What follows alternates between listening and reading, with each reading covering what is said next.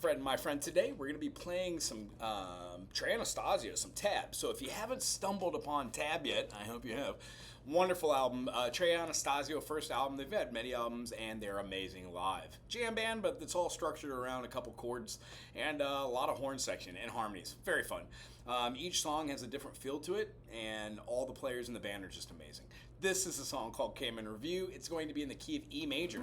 E major, we have an F sharp minor, a G sharp minor, the infamous A major, B major, C sharp minor, and then we have something called a D sharp diminished, and that goes right back to our E.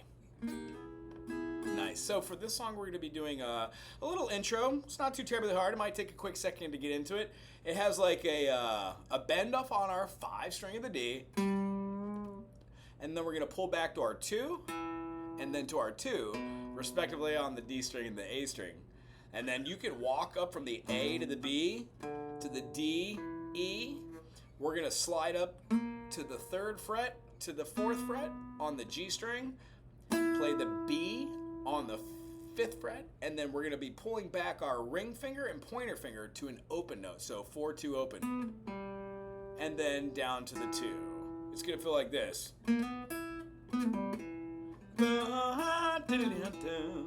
When you do this a couple times, if you use the right fingers, it gets a lot easier. After that, there is a slide up definite 2 here, pulling back to our E, to our up top G sharp. We're going to do a quick little bendaroo after we do down here to our B, G, bend it, and then down into our E.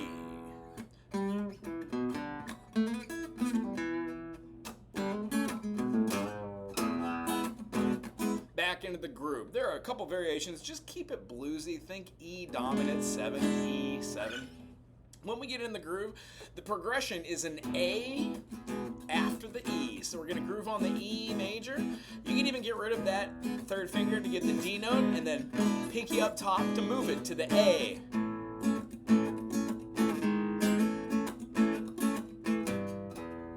That was the A backwards to an A with a G in the bass. Now to a B dominant 7. You can even play it as a 9 chord.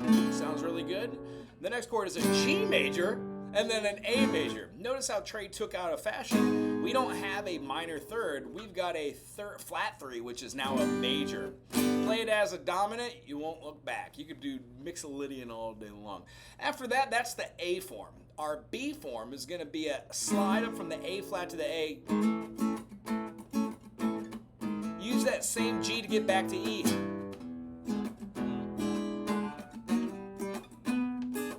Again. We're going to play that G up to B.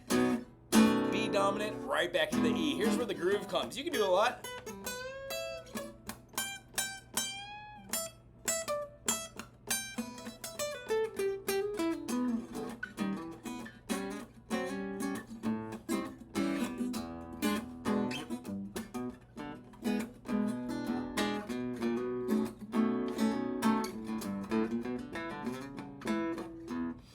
Lick back in there. After you do your B dominant, you could walk up all your notes in the G.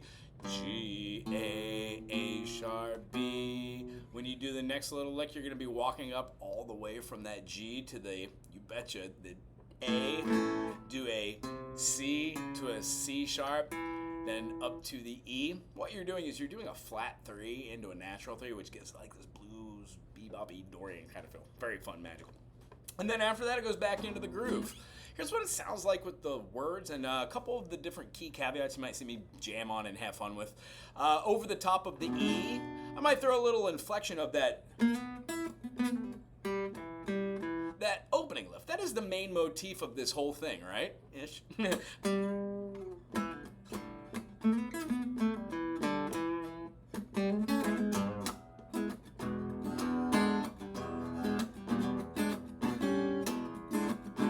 Make that 7 to a 6. Pinky down. Fun, huh?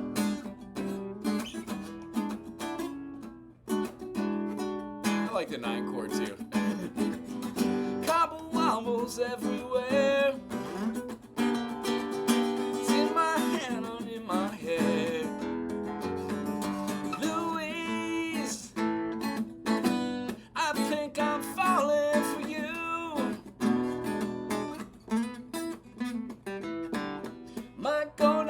easy. This is my Cayman review.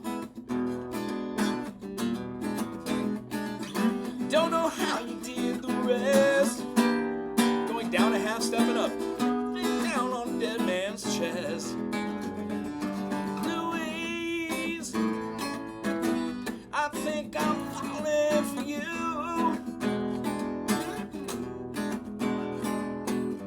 Might go down easy. This is my Cayman review. Here comes that part where I've been looking for, the A. I know that you got it. You know what it's for.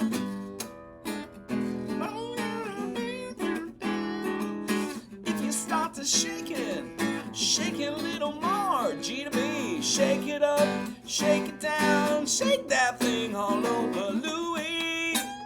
We're doing our E minor pentatonic here. That's right, you heard it right, folks. Because we're playing an E dominant 7, and that the chord we are switching to is the G when we should have the G sharp, we have now kind of taken away from the key of C major and A minor.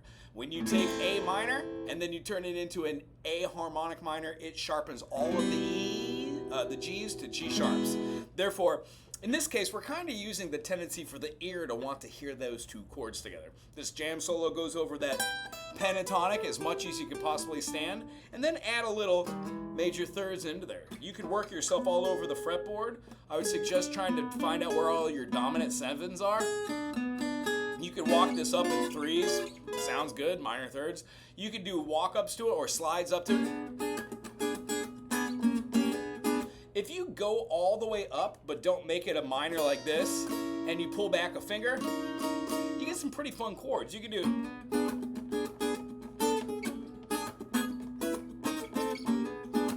If you go down a whole step, and then, or a half step, and then push that down to the first, you could walk that right up to that E. So there's lots of play room there on that one. If you go to here to the E7, you can add a 9, you can add a 13, you can add an 11. Really, if you're feeling like...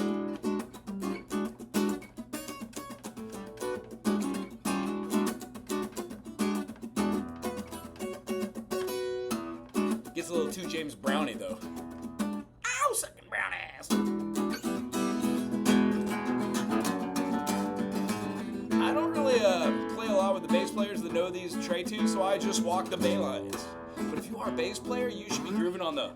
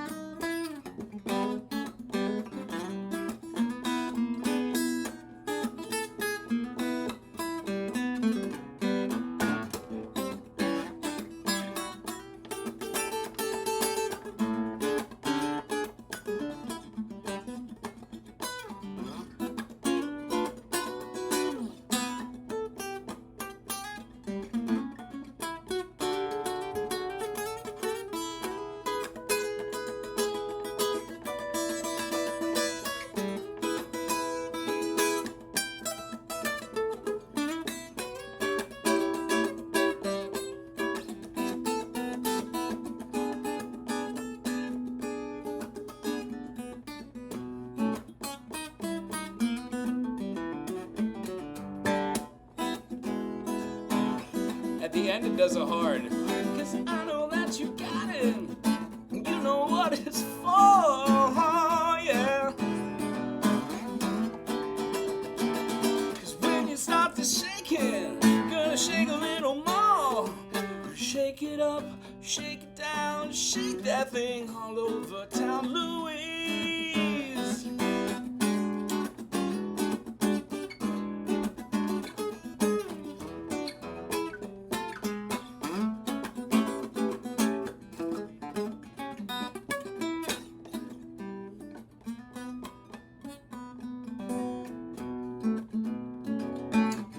Hard. Then it has a really cool outro. It does like something like a...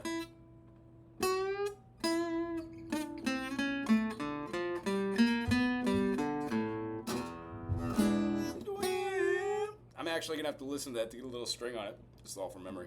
Anywho, I hope this is a great foundation for Cayman Review. What a fun song. Especially listening to the horn section. And Jen. Awesome. Anywho, if you enjoyed this video, subscribe. Put something cool in the comment section. And if you have a suggestion for a song that you'd like to learn and you're having a little trouble with, let me help you. Put it in the comment section. I'll be right there. Aloha.